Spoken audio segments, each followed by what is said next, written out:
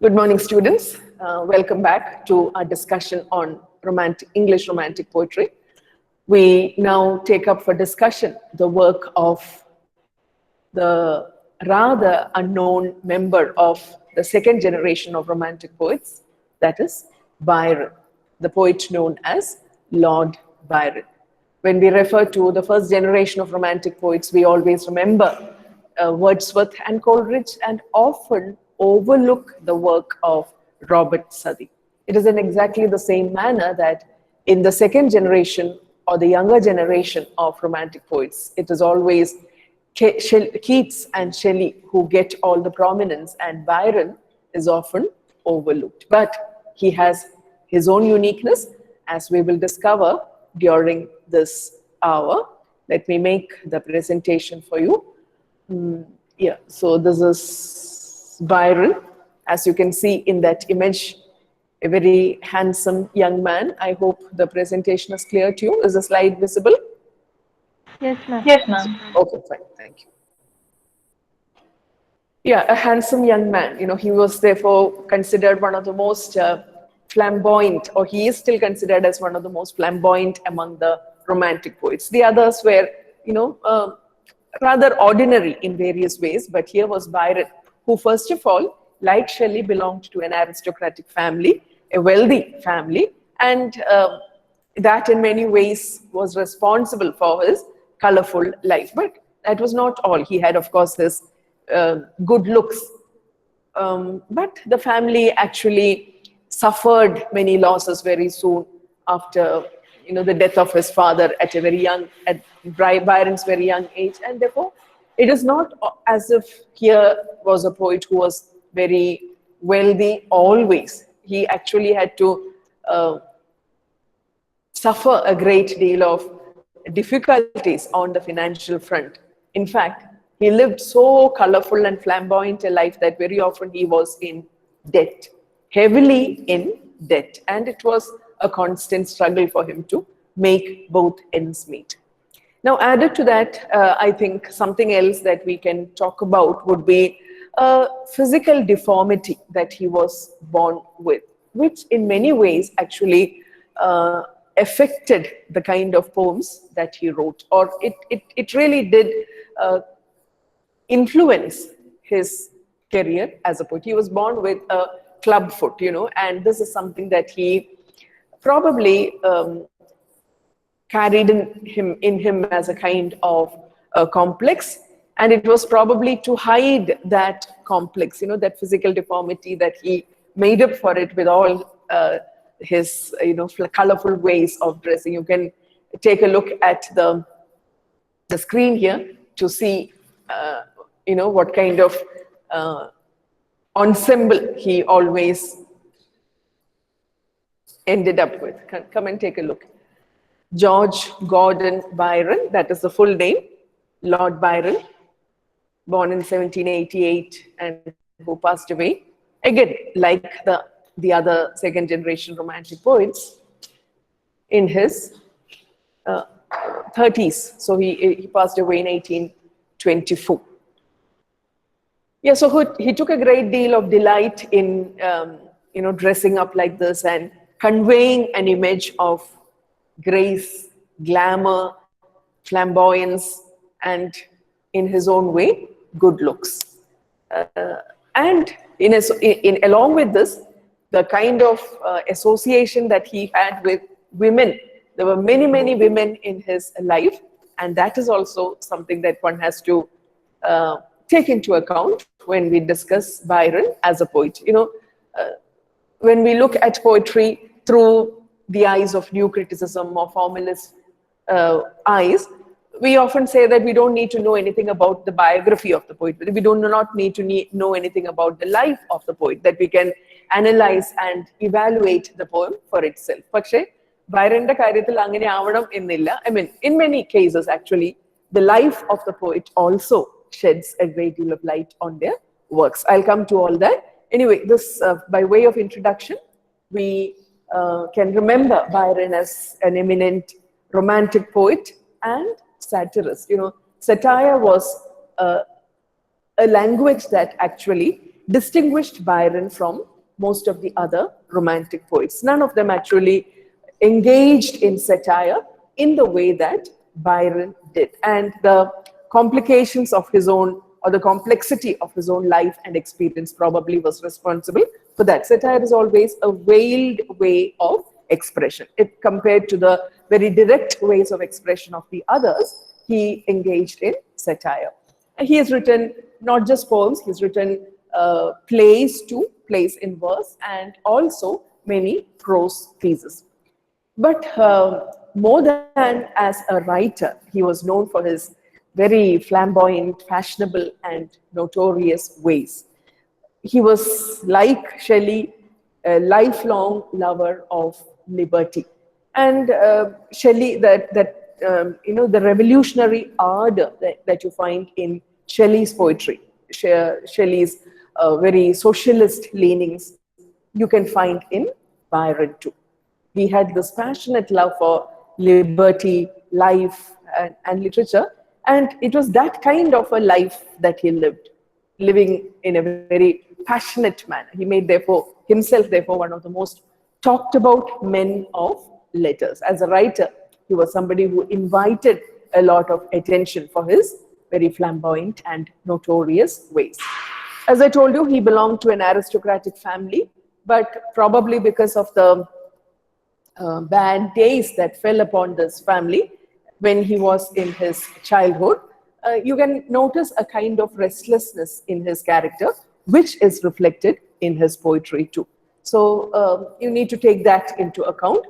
And at various stages, you find him tormented by a great deal of questions regarding life, the meaning of life, and the meaning of existence, and so on. So these existential anxieties play a major role in Byron's poetry. He longed for, as I told you, a more equal, a more human world where everyone enjoyed equality. And he made use of his poems to express this yearning for liberty. He, like Shelley again, chose a very lyrical style, and sometimes he also went to the epical style, as you can find in his major work, Don Juan. That is the major epic as indicated in this slide. Major works. Of course, there are many, many poems, but these three, I think, merit a special mention. Childe Harold's Pilgrimage, which he wrote during the period 1812 to 1818. Childe Harold's, C-H-I-L-D-E-H-A-R-O-L-D, Childe Harold's Pilgrimage. Now, Byron was a traveler. He was a lifelong traveler. He never lived for long in England. He spent a good deal of his life in the continent, in Italy and other Mediterranean regions, in Greece. In fact, he died while participating in a war in Greece. It was a war for liberation in Greece. So his travels took him to various parts of Europe, and that kind of autobiographical element is what you have in Childe Harold's Pilgrimage. You have there a young man who's world weary. He's bothered by a lot of issues, existential problems. He feels very depressed, and there is something that he is constantly on the search for. He himself cannot pinpoint to what he is looking for, but there is always some restlessness. There is always a sense of dissatisfaction, and that is why he is constantly on the move. He is looking for meaning in the world. And when you read Byron's poems, you find that the kind of experiences that Byron must have had. And when you read the biography of Byron written by others, when you read the assessment of Byron written by some of his contemporaries, you realize that there is a lot of Byron in the character Childe Harold. So Childe Harold's Pilgrimage. Then you have another poem based on his European expeditions, The Prisoner of Chillon, written in 1816, C-H-I-L-L-O-N, The Prisoner of Chillon. It chronicles the imprisonment of a monk, a Genoan monk, an Italian monk named Francois Bonivard, who lived from during the period, or who was imprisoned sometime during the 16th century. So that is what this poem is about. But the most important work of Byron, the one that he is even now most remembered for, is the long epic, mock epic. One can call it a mock epic, but it is not fully in the form of a poem. You have features of the epic there, plus it is written in a novel-like verse, So it's a very strange and unconventional form that he chooses to write the story of Don Juan, D-O-N, J-U-A-N, Don Juan. He wrote it from 1819 to 24. It's an epic satire novel in verse. And the work is most important today for the character of the hero in it. The hero is presented like a legendary character, and this is the kind of character who later became known as the Byronic hero. This kind of a character, this Byronic hero is a character who appears in many works of Byron, and that is how the word or the phrase Byronic hero has become quite popular. The immensely popular romantic hero who's a rebel, who always takes a powerful stand against the establishment,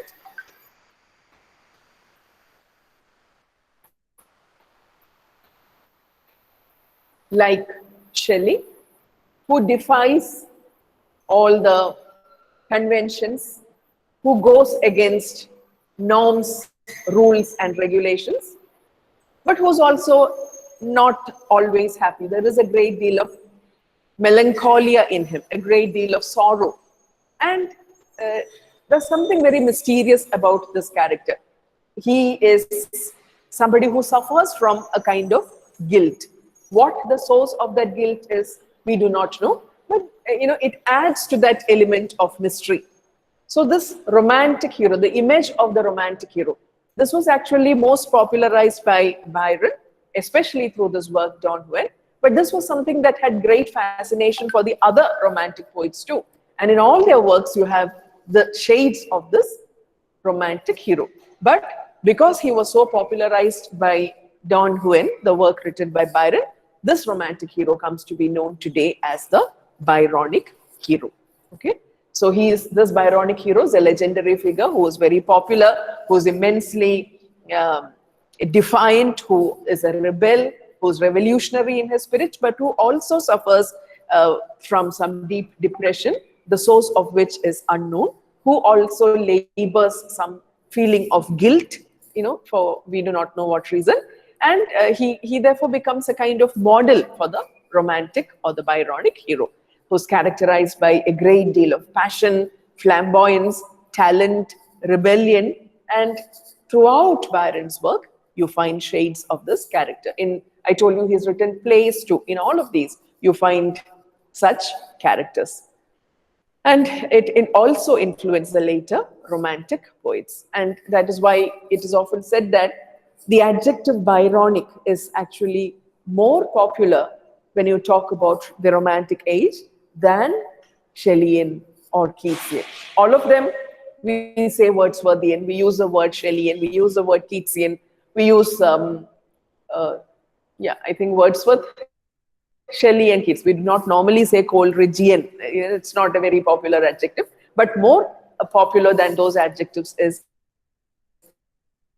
Byronic, especially when you talk about the Romantic age, because this is something, the features of that, the Don Juan kind of character is something that you find influencing the others too, or something that you find expressed in the works of others. But the unique Keatsian qualities, you do not find it in the other Romantic poets. The unique Shelleyan qualities, you do not find in the other Romantic poets. The unique Wordsworthian quality, that pantheistic quality of Wordsworth, to that level, you do not find in the other poets. But this Byronic, this mysterious Byronic romantic character, hero, is somebody that you find wielding a powerful presence in the works of all the Romantic poets. And that is why the adjective Byronic has actually entered the English language in a way that the names of not just the other Romantic poets, but very few writers have. And it's always accepted with a kind of aura, a positive aura about it. And, to explain that Byronic adjective further, it conveys a sense of passion, flair, panache, a very dashing attitude, a very strong political stand, and somebody who is a fine artist. All of these characters are there in the Byronic hero. You can think of characters that you might be familiar with who have this kind of panache, that style, and who are rebels also. I am reminded of the character Devdas, immortalized in Sharat Chandra Chatterjee's novel. Have you watched the movie Devdas, in which you have Shah Rukh Khan and Aishwarya Rai and Madhuri Dixit? No, that is actually Sanjay Leela Bansali's version, the older version, starring Dilip Kumar. That is, I think, a more powerful version of but the Devdas character is one such character. I think Devdas is definitely an Indian film hero whom you can consider as a Byronic character. That's beside the point. I was just trying to help you to relate to some such characters. You can imagine your own notion of the Byronic character. He would have all these features, the ones that I just mentioned. There are, of course, it's not as if the Byronic hero has no negative features. Of course, he has. He's very, he has many lovers, and he always, he ends up ill-treating many of them. There's a great deal of violence that you can associate with this very short-tempered person. Okay, so it's not a fully positive kind of image that is associated with the Byronic character. He has negative shades too. As somebody who's extremely generous at one point of time and extremely reckless at another point of time, like the Devasuram kind of character immortalized by Mohanlal in that film, right? That would again be, to come to or to think of a very closer to home kind of model, probably that. Yeah, and these negative shades have not been ignored, but that is also part of the myth. Anyway, when we discuss Byron as a poet, we need to talk about all of these, even though that is not directly connected to the poem that we have to study. Anyway, because of this very colorful life of his, associated with so many women, like the character of Odyssey or Ulysses in Homer's epics. He's somebody who travels a great deal, and wherever he goes, he has an association. He marries somebody there. The women are all swooning over him. And that was more or less the kind of life that Lord Byron also lived. And one of the women, he would just use them like what you say, tissue paper, use them and then discard them. And one of them especially made this remark about him, which is very true. Mad, bad, and dangerous to know.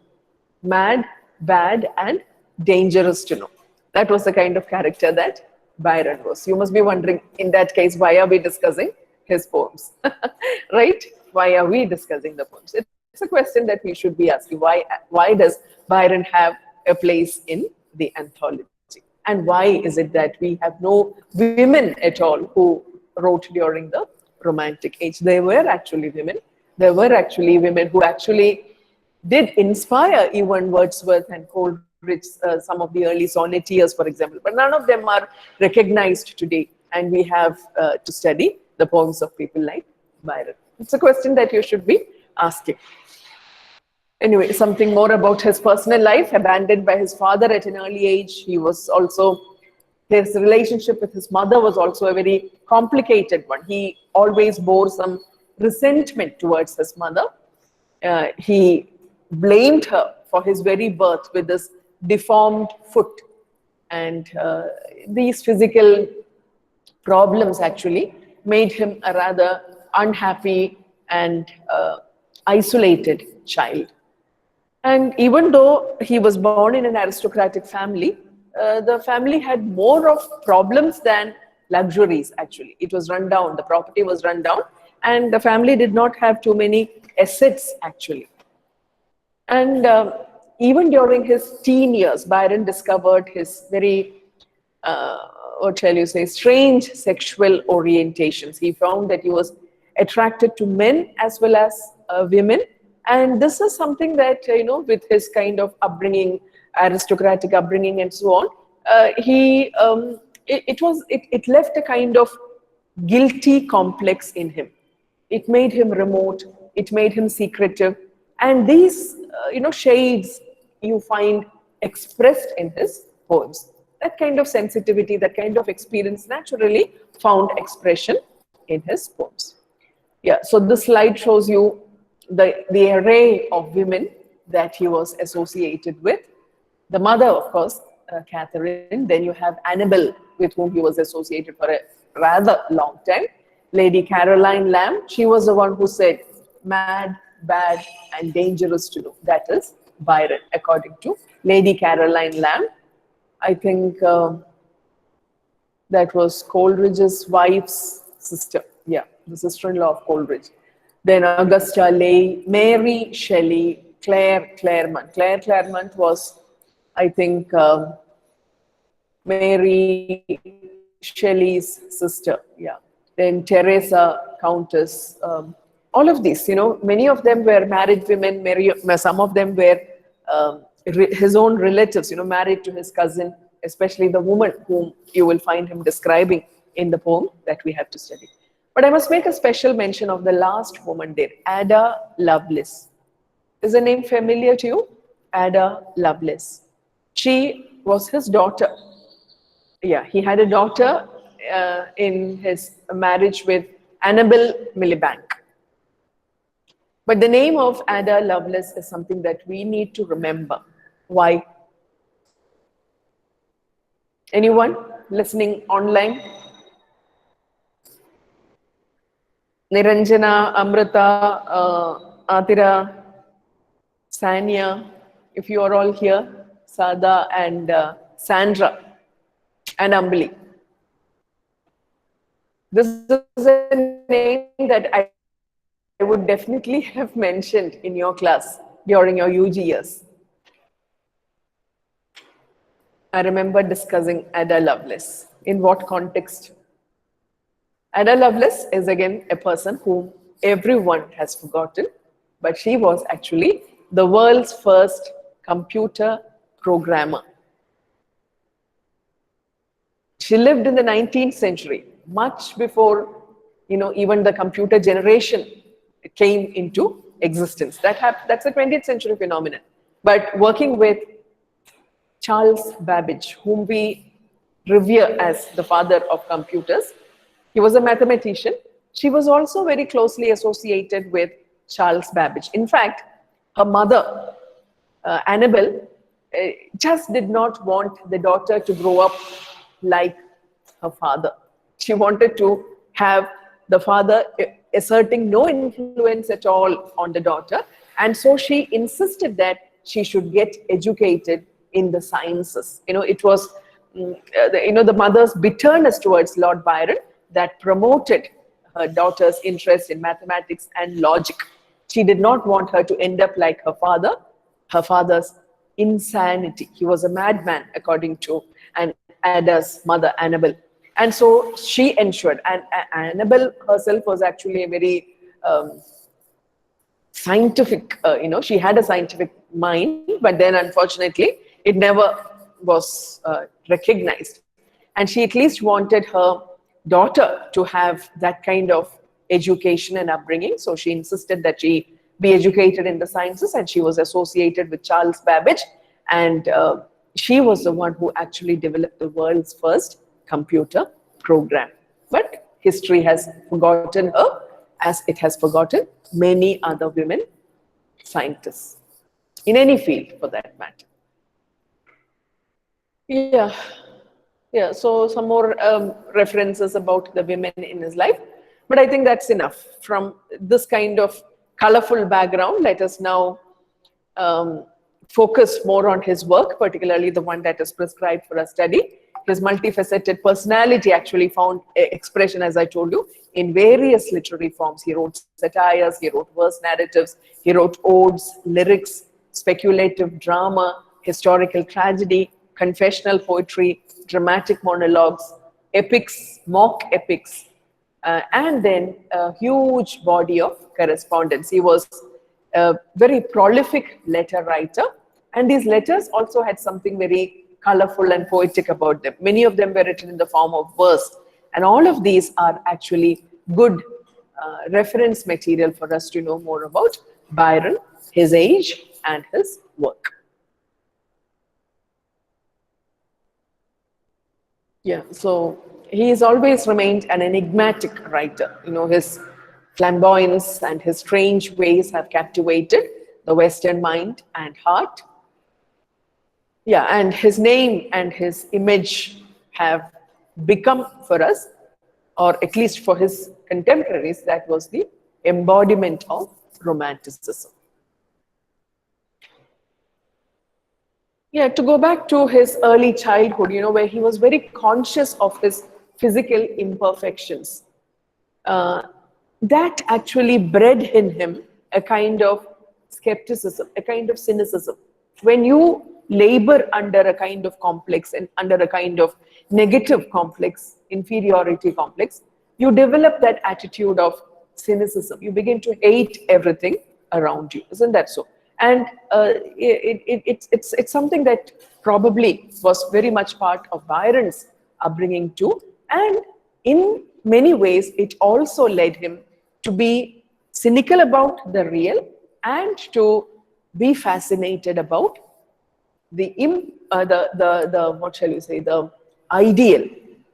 He always sought to look for the ideal perfection in everything. He found that lacking in the real, and in all his works, you can find him writing about some ideal concept, which is definitely not there in the real physical world. As Shelley spoke about the skylark, I remember reading out the lines of the skylark to you. Bird thou never wert. He always described the skylark as belonging to the heaven. He keeps highlighting and underlining the fact that the bird definitely does not belong to the earthy, mundane, physical world. It is something that is more closely aligned to the heavens, and that is the reason for the bird's superiority. And again, in Byron too, you find this kind of disillusionment and cynicism associated with the physical and the real, and always the idealization of something that belongs to a non-physical realm. So this can be seen in his poems in the way he keeps moving between, at one end, deep melancholy, disillusionment with his surroundings, with his life, with the physical world that he was a part of, and also a great deal of contempt and mockery for that, and always placing on a pedestal the ideal. And that is why the autobiographical character of Childe Harold is always on the move, looking for meaning. You're feeling, you want to take a walk and come out, you feel sound karanamana. I thought you were feeling sleepy. If you want, you can take a walk. It's disturbing you. If you want, you can close the door.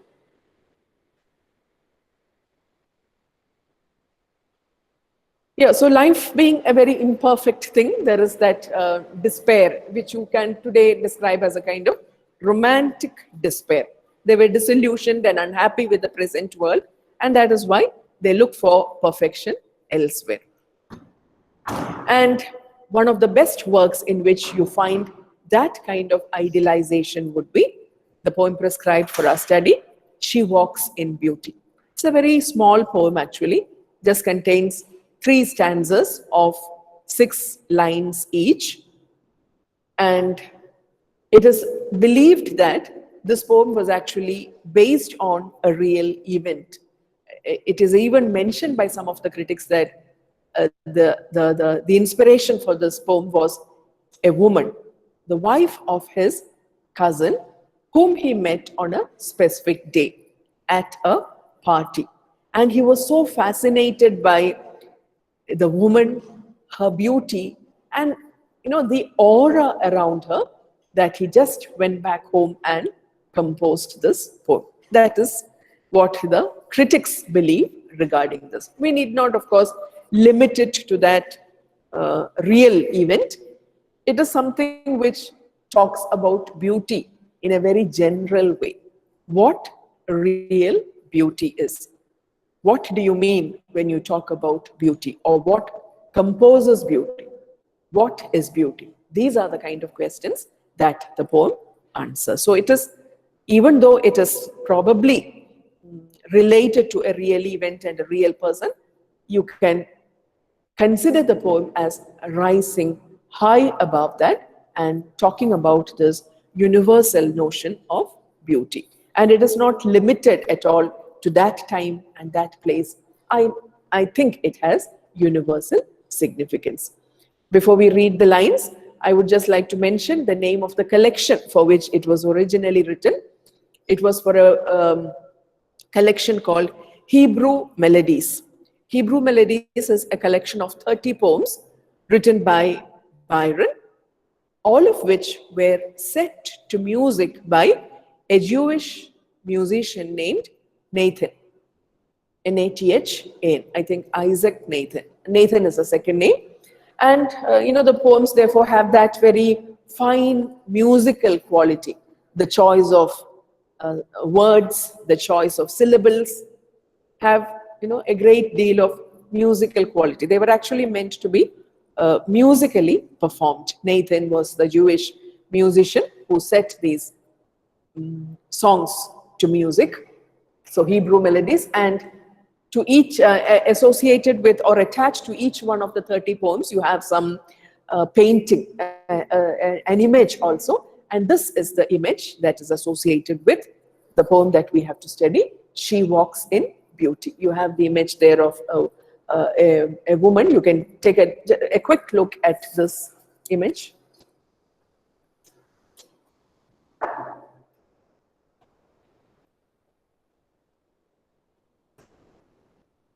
Yeah.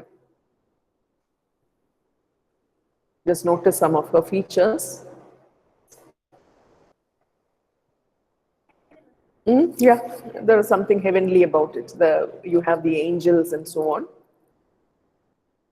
No other human beings around, and she herself has something very divine about her. There is an aura surrounding her, right?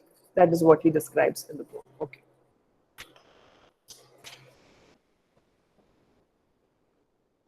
Yeah, so let us read the poem now.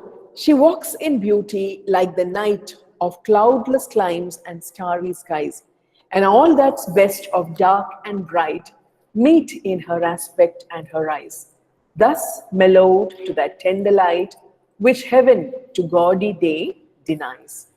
One shade the more, one ray the less, had half impaired the nameless grace which waves in every raven tress or softly lightens over her face, where thoughts serenely sweet express how pure, how dear their dwelling place.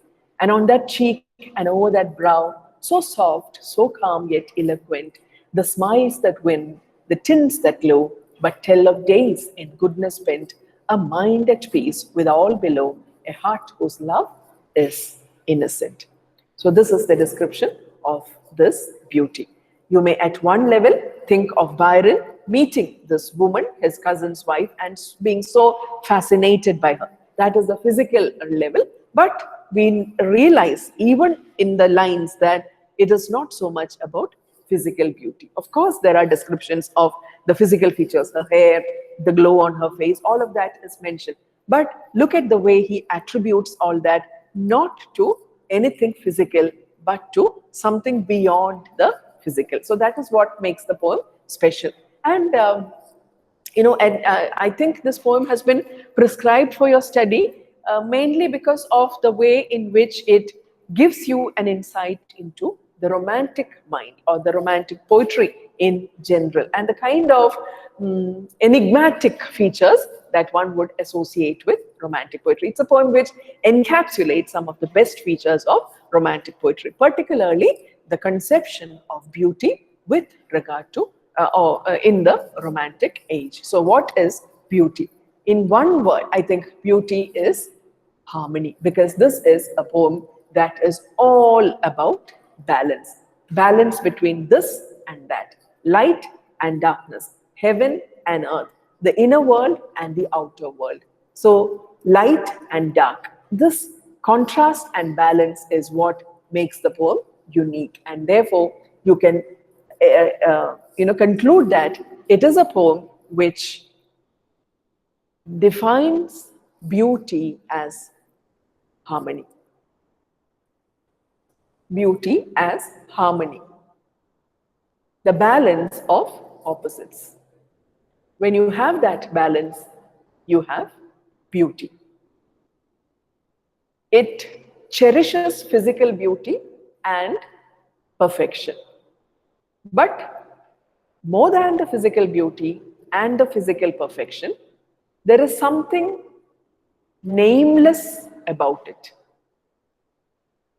It is a kind of mysterious, enigmatic, unnameable quality that is achieved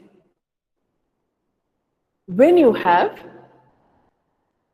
the harmony that comes from the balancing of opposites.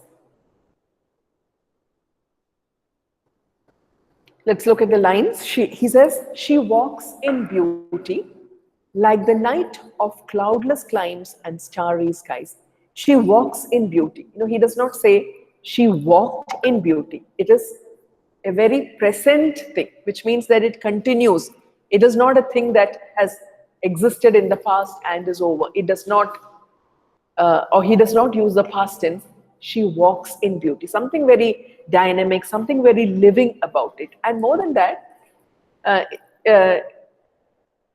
he does not say she walks beautifully. That is the normal way of expression. Isn't that so? She walks beautifully. Or when she walks, there is a great deal of beauty.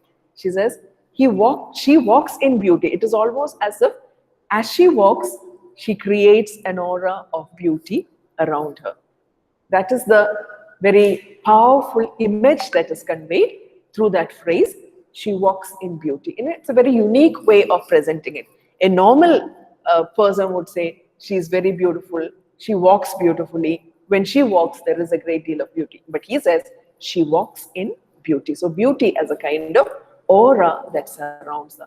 And then you have the image of the night. Like the night, the night is not something that you normally associate with brightness or beauty. Beauty is always, conventionally associated with light, with the day, with brightness, and so on. But here, in a very, to highlight the uniqueness, he says, like the night of cloudless climes and starry skies. You have a cloudless, clear night sky, which is lit up by the stars.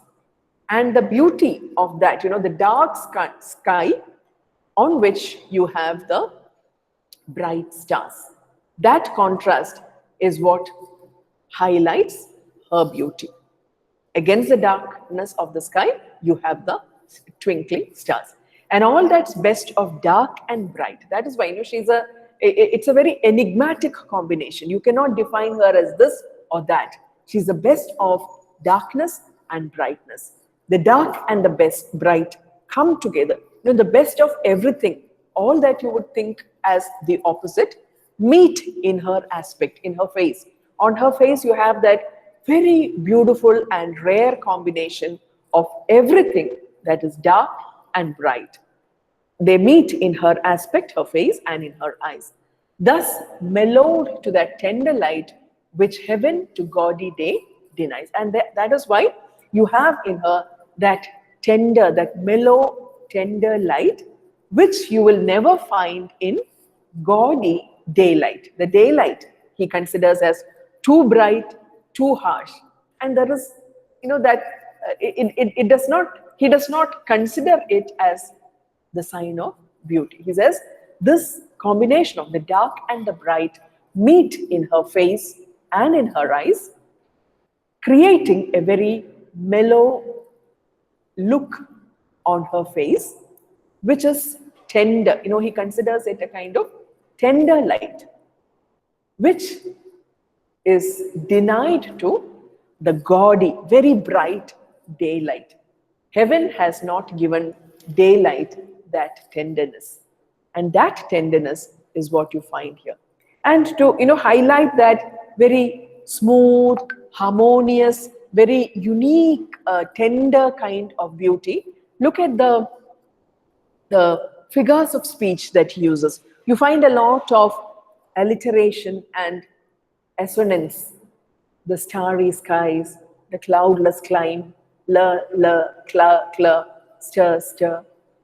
So that, in the use of the words, the sounds, and the images, you find him pouring in all the beauty that he associates with her.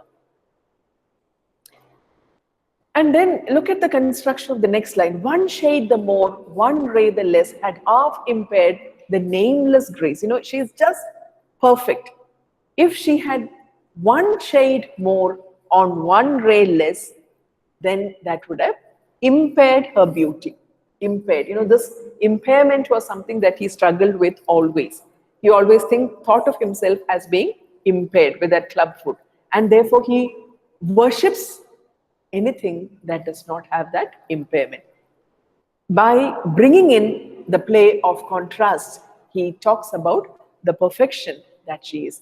If she had one shade more of color, or if her brightness had been one ray less, even that little difference would have changed it. It would have impaired or damaged her grace. And what does he consider that grace and that beauty as? It is nameless. It is something that you cannot define. To name it is to destroy it, as the images said, as the French, symbolists said, as Keats said, heard melodies are sweet, but those unheard are sweeter. It is exactly that which is conveyed here when he defines her beauty as nameless. Her nameless grace, it's not something that you can define. It's not something that you can contain in a few words. It is beyond that. And it is just perfect. A little less or a little more of that perfection would have disturbed the balance. It is that perfect balance which he is talking about. So it would have a shade more or a shade less would have impaired that beauty, which waves in every raven tress. It's about a dark hair, the raven tress, the dark long hair, raven, the color of the raven, the crow. In every strand of her hair, you have that grace, that beauty. And it is also there in the soft light on her face, which is just perfect.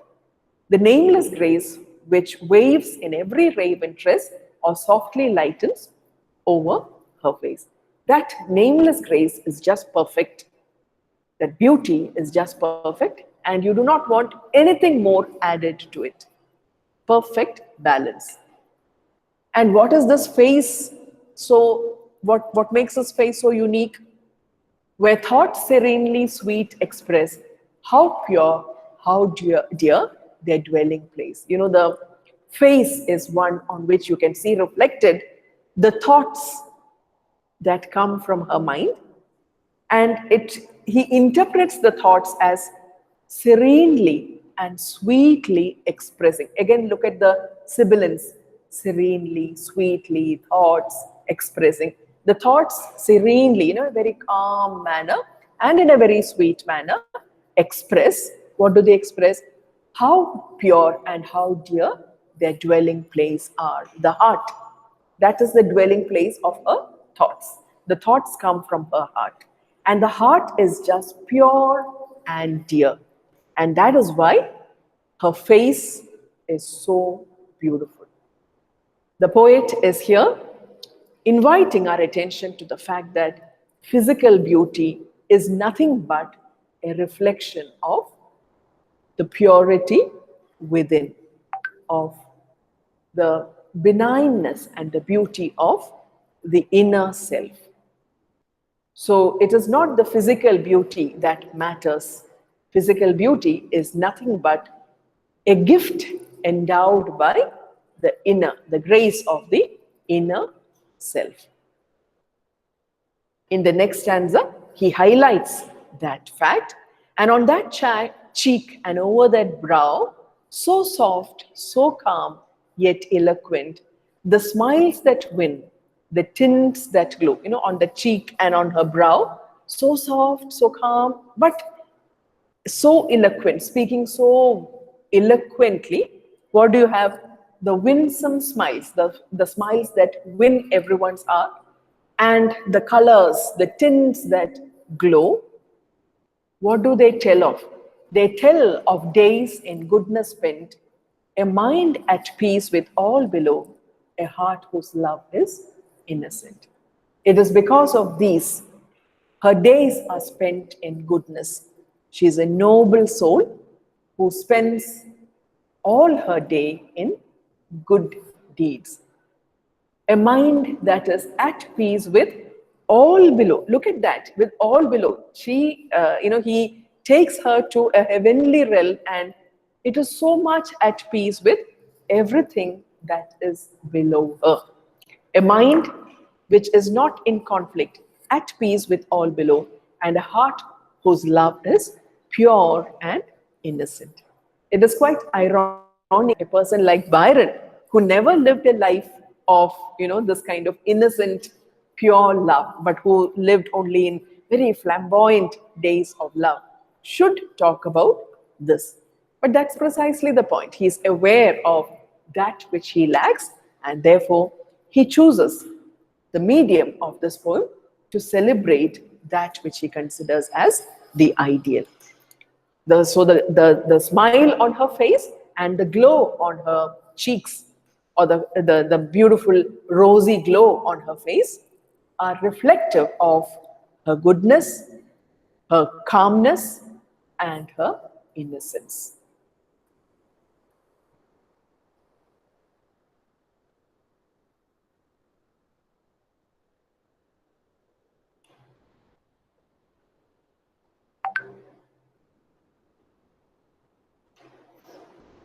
In the slide, I have just put up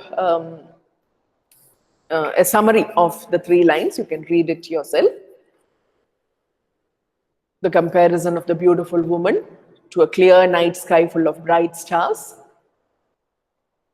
Then how he considers her to be the embodiment of perfection, and all of which are a result of her virtuosity, her peaceful mind, and her innocent, loving heart. And what the poem therefore achieves is a definition of beauty. Beauty as perfection that is achieved through harmony. Beauty is nothing but harmony.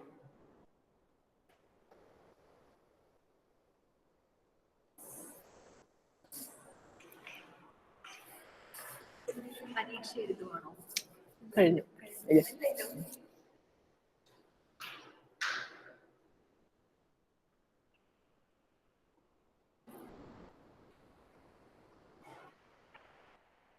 Yeah, I have put up a few more slides of explanation. You can go through these. Okay. So please read the poem and experience the meaning or the sense of the poem.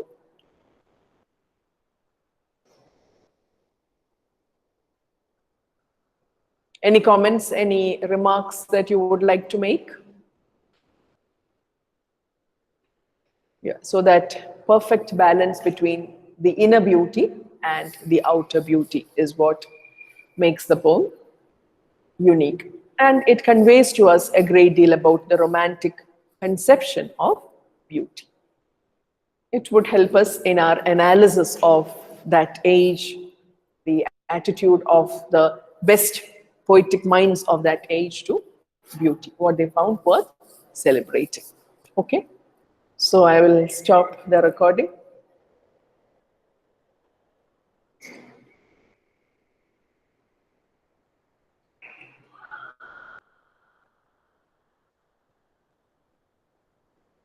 Okay, please read the poem, and if you have anything further to add, any doubt to clarify, please feel free to discuss it. So I leave the poem to you for your reading and your enjoyment, okay, and your critical analysis.